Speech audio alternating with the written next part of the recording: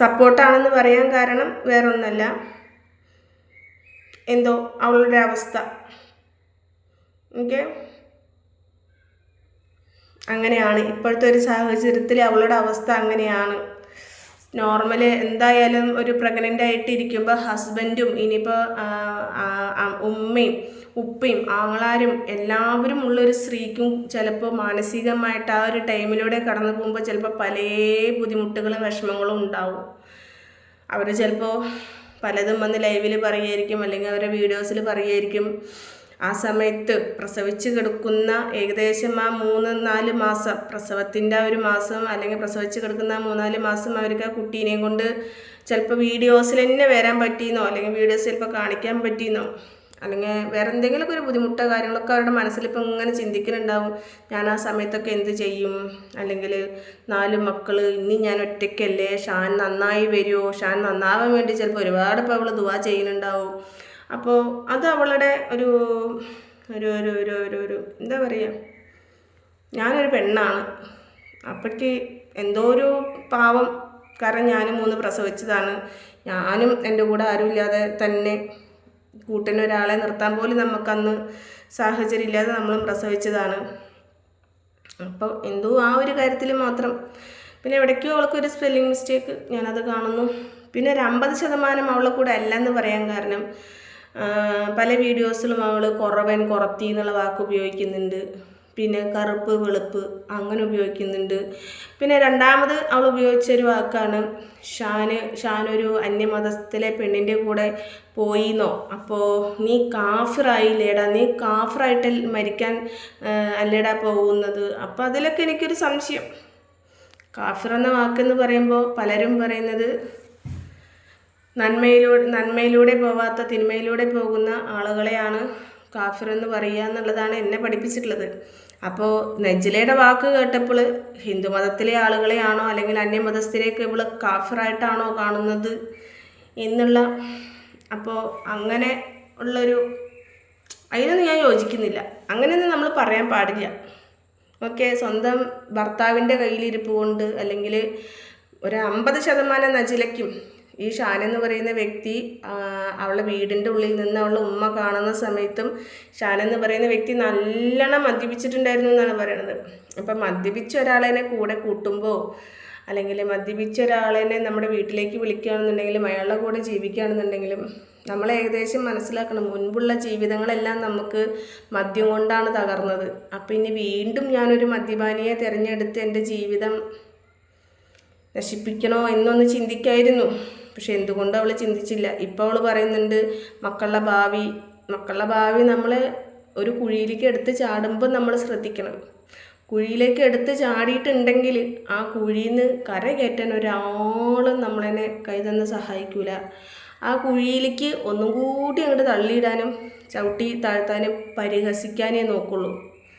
Okay, ചിലപ്പോൾ ഈ പറയുന്ന പരിഹസിക്കുന്ന ആളുകളുടെ വീട്ടിൽ അതിലും വലിയ പ്രശ്നങ്ങളുണ്ടാവാം, ചീഞ്ഞു നാറുന്ന പ്രശ്നങ്ങളുണ്ടാവാം. പക്ഷേ അതൊക്കെ ചിലപ്പോൾ അവർ പുറത്ത് കാണിക്കൂല. എന്നങ്ങനെയുള്ളത് ഇങ്ങനെ നാറ്റിക്കുകയും ചെയ്യും. പിന്നെ ഞാനിന്നൊരാളൊരു ഷോർട്സ് വീഡിയോ കണ്ടു. ഞാനൊക്കെ പഠിച്ചിട്ടുള്ളത് ചരിത്രത്തിൽ എഴുതപ്പെടുക എന്നുള്ളത്, ഞാനൊക്കെ പഠിച്ചിട്ടുള്ളത് ചരിത്രം ഭരണാധികാരികൾ ചരിത്രത്തിൽ എഴുതപ്പെടുന്നു കേട്ടിട്ടുണ്ട്. അല്ലെങ്കിൽ നമ്മുടെ എന്താ പറയുക, മഹാത്മാഗാന്ധി അങ്ങനെയുള്ള ആളുകളൊക്കെ ഉണ്ടല്ലോ, അവരൊക്കെ ഞാൻ പറഞ്ഞു കേട്ടിട്ടുണ്ട് ചരിത്രത്തിൽ എഴുതപ്പെടുന്നുള്ളത്.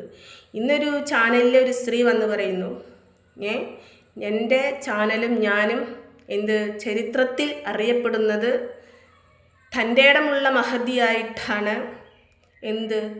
എന്ത് മഹതി? മറ്റൊരു പെണ്ണിനെ വേദനിപ്പിച്ച് ചോര കുടിക്കണതോ? എന്താ ചെയ്യുക, ചിലർക്ക് ദുഷ്ട മനസ്സുകളാണ്. എടോ, ഞാനും വിമർശിച്ചിരുന്നു കേട്ടോ. പിന്നെ ഇങ്ങനെ ചിന്തിച്ച് ഞാൻ, അവളൊരു പെണ്ണാണ്, ചിലപ്പോൾ തെറ്റ് പറ്റാത്ത മനുഷ്യന്മാരൊന്നുമില്ല അല്ലേ? തെറ്റ് പറ്റാത്ത ആരാണുള്ളത്? ഇപ്പം നാളെ ഞാൻ ഏതെങ്കിലുമൊക്കെ കുണ്ടിൽ പോയി ചാടുമെന്ന് പറയാൻ പറ്റുമോ? ഇല്ല. നമുക്ക് പടച്ചവനോട് ദുആ ചെയ്യാനേ പറ്റുള്ളൂ. പടച്ചവനെ നമ്മളെ നേരായ മാർഗത്തിൽ നയിക്കണമേ എന്നുള്ളത് പടച്ചവനോട് നമുക്ക് ദുആ ചെയ്യാനേ പറ്റുള്ളൂ. പടച്ചവനാണ് നമ്മളെ നേരായ മാർഗത്തിൽ നയിക്കേണ്ടത്. അപ്പോൾ മനുഷ്യരെ ചെകുത്താനും തിരിക്കുന്നല്ലേ പറയണത്. പടച്ചോൻ തന്നെ പറയുന്നില്ലേ ചെകുത്താൻ പിന്നാലെ നടന്ന് മനുഷ്യരെ വഴിതെറ്റിക്കും എന്നുള്ളത്. അപ്പോൾ അവളേനെയും ഏതോ ഒരു ചെകുത്താൻ വഴിതെറ്റിച്ചു. ചിലപ്പോൾ ഈ ഷാൻ എന്ന് പറയുന്ന എടോ. പിന്നെ ഞാനൊരു കാര്യം പറയട്ടോ, ഈ ആണുങ്ങൾക്കൊരു സ്വഭാവമുണ്ട്. എന്താണെന്നറിയോ? ഈ പ്രേമിക്കണ സമയത്ത് മുത്തേ പൊന്നേ എവിടെയാണ്, ഫുഡൊക്കെ കഴിച്ചോ, എന്താ ചെയ്യുന്നേ, പക്ഷെ എൻ്റെ പൊന്നിന് പനിയാണോ, ഞാൻ വരണോ അങ്ങോട്ട്, ഞാൻ ഫുഡ് ഉണ്ടാക്കി തരണോ, ഞാൻ വന്ന് ജോലികളൊക്കെ ചെയ്യണോ, അങ്ങനെ നമ്മളിങ്ങോട്ട് ഒലിപ്പിക്കും. അത് വല്ലാത്തൊരിപ്പിക്കലാണ്. കല്യാണം അങ്ങോട്ട് കഴിഞ്ഞ് നോക്കണം. പൊന്നേ എന്നുള്ള സ്ഥാനത്ത് ചിലപ്പോൾ മുളേന്നാവും. ചില പെണ്ണുങ്ങൾ അതിലൊക്കെ വീണ് പോകും. ചിലപ്പോൾ അവൾ ചിന്തിച്ചിട്ടുണ്ടാവും എന്തെന്ന്, ഈ ഭർത്താക്കന്മാരൊന്നും ചിലപ്പോൾ നമ്മളെന്നെ അങ്ങനെ സ്നേഹിച്ചിട്ടുണ്ടാവില്ല. അപ്പം നമ്മളെ സരിതേനെ വിളിക്കുന്നു കേട്ടില്ലേ, പൊന്നേ എവിടെ എടി എന്നുള്ളത്. അപ്പം അതുപോലെയൊക്കെ ചിലപ്പോൾ 4 പൊന്നും മിന്നും ഒക്കെ കൂട്ടിച്ചേർത്ത് ചിലപ്പോൾ നജിലേനെയും വിളിച്ചിട്ടുണ്ടാവും. ആ വിളിയിൽ അവൾ വീണ് പോയി. എന്തു ചെയ്യാം? അവൻ നേരാവണം, അവൻ നേരാവട്ടെ. നിങ്ങൾ ദുആ ചെയ്യും, നല്ല മനുഷ്യരുണ്ടെങ്കിൽ ദുആ ചെയ്യും. അയാൾ നേരാവണമെങ്കിൽ നേരാവട്ടെ. 2 ഫാമിലീനെയും ഒരുമിച്ച് കൊണ്ടുപോകാനും ആ മൂത്ത ഫാമിലിക്കും ഭാര്യയ്ക്കും മക്കൾക്കും മകനൊക്കെ ചിലവിന് കൊടുക്കാനും അയാൾക്ക് അതിനുള്ള പ്രാപ്തി ഉണ്ടാവട്ടെ, പ്രാപ്തി കൊടുക്കട്ടെ പഠിച്ചവൻ. ഞാൻ ചിന്നു ഫ്രം കണ്ണൂർ. ഒരുപാട് സ്നേഹം. എന്താ പേര്? ശ്രീജ ഫാത്തിമ. എൻ്റെ ലൈവ് നിർത്തി പാട്ട് ഡാൻസ് കളിക്കും. ഇനി നീട്ടുണ്ടെങ്കിൽ ഞാൻ ഇങ്ങനെ ഹൈഡ് ചെയ്ത് വെക്കും കേട്ടോ. വീട്ടിൽ ആരൊക്കെയുണ്ട്? സുഖമാണോ? ഹംദ സുഖമാണോ? വീട്ടിൽ ഹസ്ബൻഡ് 3 കുട്ടികൾ. മാനസിക പ്രയാസം ആർക്ക്? ആരായി? നജില ആശാൻ അറിയില്ലേ? ചേച്ചി ചിന്നു ഫ്രം കണ്ണൂർ. ഇറങ്ങിപ്പോത്തല്ല, എൻ്റെ വാപ്പാൻ്റെ നെഞ്ചത്തല്ലല്ലോടാ ഞാനിരിക്കുന്നത്. എടാ വാപ്പാൻ്റെ നെഞ്ചത്ത് ഇപ്പം ഞാനല്ലടാ, തള്ളല്ലേ നോക്കിയേക്കാ. തള്ളല്ല വെച്ചിട്ടുണ്ടെങ്കിൽ വേറെ ആരൊക്കെയും കേട്ടോ. റാഫി മുത്തു ഹായ് താത്ത സുഖമാണോ? പിന്നെന്താണോ സുഖം. ഇറങ്ങിപ്പോത്തള്ളി ഇവന് അത് സത്യമാണ് പറഞ്ഞത്. വിമർശിക്കുന്നവർക്ക് വിമർശിച്ചുകൊണ്ടേയിരിക്കും. പക്ഷേ സത്യം എന്താണെന്നുള്ളത് ഒരു നിമിഷം നമ്മളൊന്ന് നമ്മുടെ മനസ്സിൽ നമ്മൾ ചിന്തിച്ചിട്ടുണ്ടെങ്കിൽ ഒരു നിമിഷം മതിയോടോ എല്ലാത്തിനും നമ്മുടെ മനസ്സ് തകടം പറയാൻ. ഇപ്പോൾ ഞാൻ പറഞ്ഞു കേട്ടിട്ടുണ്ട് കേട്ടോ, ചില ഭർത്താക്കന്മാർ മരിച്ചുപോയ സ്ത്രീകൾ ഞാൻ പറഞ്ഞു കേട്ടിട്ടുണ്ട്. നമുക്ക് എത്ര തന്നെ ആയാലും നമ്മുടെ വീടിനുള്ളിൽ വയ്യാതെ കെടുക്കുകയാണെന്നുണ്ടെങ്കിലും വേണ്ടില്ല, നമ്മൾ നോക്കിക്കൊണ്ട്. പക്ഷേ നമുക്ക് അവിടെ വീട്ടിലൊരു നാഥനായിട്ട്, അല്ലെങ്കിൽ നമുക്ക് സ്നേഹിക്കാൻ ഒരാളായിട്ട്, അല്ലെങ്കിൽ നമുക്ക് നമ്മുടെ കാര്യങ്ങൾ അവരോട് ചെന്ന് പറയാനായിട്ട് ഒരാളായിട്ട് നമുക്ക് വീടിനുള്ളിൽ ഉണ്ടെങ്കിൽ നമുക്കതൊരു ഒത്തിരി സമാധാനവും സന്തോഷം തരുന്നൊരു കാര്യമാണെന്നുള്ളത് എത്രയോ സ്ത്രീകൾ ഞാൻ പറഞ്ഞു കേട്ടിട്ടുണ്ട്. അപ്പോൾ ഈ 3 കുട്ടികളെ കൊണ്ട് ഇങ്ങനെ ഒറ്റയ്ക്ക് ജീവിക്കുന്ന ഒരാൾക്ക് ചിലപ്പോൾ ആ ഒറ്റപ്പെടലിൽ ഇയാളെ തിരഞ്ഞെടുത്താലോ, അല്ലെങ്കിൽ ഇയാളുടെ കൂടെ നമുക്ക് ജീവിച്ചാലോ, ഇയാൾ ചിലപ്പോൾ നമുക്ക് ജീവിതകാലം മുഴുവനും തുണയായെങ്കിലോ എന്നൊരു തോന്നലും നമുക്ക് തോന്നും. അതേപോലെ തന്നെയാണ് ഭാര്യ മരിച്ച ഭർത്താക്കന്മാർ.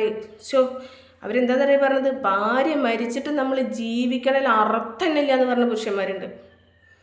ഓക്കെ, ഇനി അവർക്ക് എത്ര മക്കളുണ്ടായിക്കോട്ടെ, അവരിനി എങ്ങനെ അച്ഛനെ നോക്കുകയാണെന്നുണ്ടെങ്കിൽ ശരി, ഭർത്താക്കന്മാർ പറഞ്ഞ് ഞാൻ കേട്ടിട്ടുണ്ട്. അത് അവർ പറഞ്ഞതെന്നറിയോ, നമുക്ക് ഭാര്യയുടെ കൂടെ കെടുക്കലല്ല, അല്ലെങ്കിൽ അവളേനെ കെട്ടിപ്പിടിച്ച് കെടുക്കലോ, അല്ലെങ്കിൽ നമുക്ക് ശാരീരിക ബന്ധമല്ല, നമുക്ക് നമ്മുടെ ഭാര്യയോട് എടി പൊടി എന്ന് പറഞ്ഞിട്ട് 2 വർത്താനം പറഞ്ഞ് നമുക്ക് രാത്രി കെടുക്കണ ഒരു സുഖം, അല്ലെങ്കിൽ നമ്മളെ ഒറ്റപ്പെടൽ, ഭാര്യ ഇല്ലാത്തൊരു ഒറ്റപ്പെടലുണ്ടല്ലോ, അത് സഹിക്കാൻ പറ്റാതാണെങ്കിൽ എത്രയോ ഭർത്താക്കന്മാർ പറഞ്ഞിട്ടുണ്ട്. അവർ പറഞ്ഞിട്ടുണ്ട്, അവളെ കൊണ്ടുപോയെടുത്ത് പടച്ചോൻ എന്നെ കൊണ്ടുപോകാറുന്നില്ലേ, ഞങ്ങളെ കൊണ്ടുപോകാറുന്നില്ലേ എന്ന് പറഞ്ഞ എത്രയോ ആളുകളുണ്ട്. ഓക്കെ, അപ്പോൾ ഒറ്റപ്പെട്ടവർക്കാണ് ഒറ്റപ്പെടലിൻ്റെ വേദന എന്താണെന്ന് അറിയുള്ളൂ. അപ്പം ചിലപ്പോൾ അവൾക്ക് തോന്നണവരെ പൊട്ടബുദ്ധിയാവും. എന്തിനാ ഇങ്ങനെ ഡ്രസ്സൊക്കെ ഇടുന്നത്? ചുമ്മാ ഫൗസിയ റമീസ് ഒരു ഡ്രസ്സാണ്. ഞാനായിട്ടൊരു ഫാൻസി ഡ്രസ് കോമ്പറ്റീഷൻ ഇവിടെ നടത്താമെന്ന് വിചാരിച്ചു. കുറേ പേരും മണ്ണകൾ. നിങ്ങളുടെ അനുഭവമാണോ? ഇത് നിങ്ങളുടെ അനുഭവമാണ് അല്ലടോ. ഒരുപാട് പേര് നമുക്കറിയാം. ഇപ്പോൾ എൻ്റെ കൂട്ടത്തിൽ തന്നെ ഉണ്ട് തമിഴ്നാട്ടിലെ ഒരു പെണ്ണ്, മൂക്കമ്മ എന്നാണ് പേര്. അപ്പോൾ അവളൊക്കെ നമ്മളോട് ഇങ്ങനെ പറയണത് മനസ്സിലാവുന്ന കാര്യമാണ്. അവളൊരു വീട്ടു ജോലിക്ക് പോയി നിൽക്കുക. അപ്പോൾ ഇടയ്ക്കിടയ്ക്ക് നമ്മളെ വിളിക്കും, നമ്മളോട് നീ എന്തെടുക്കുക, നീ എവിടെയടി. കാരണം ഒറ്റപ്പെട്ട് നിൽക്കുന്ന അവസ്ഥ ഒറ്റപ്പെടുന്ന ആൾക്കേ അറിയുള്ളൂ. 2 ആൺകുട്ടികളാണ്. ആ ആൺകുട്ടികൾ യത്തീംഖാനയിലാണ് പഠിക്കുന്നത്. അപ്പോൾ ഒറ്റപ്പെട്ട് നിൽക്കുന്ന മക്കളുടെ അവസ്ഥ ഉണ്ടല്ലോ, അല്ലെങ്കിൽ പെണ്ണുങ്ങളുടെ അവസ്ഥ ഉണ്ടല്ലോ, അത് അവർക്കേ അറിയുള്ളൂ. ഇനിയിപ്പോൾ ആണുങ്ങളായാലും ഓക്കെ. മിന്നലിലെ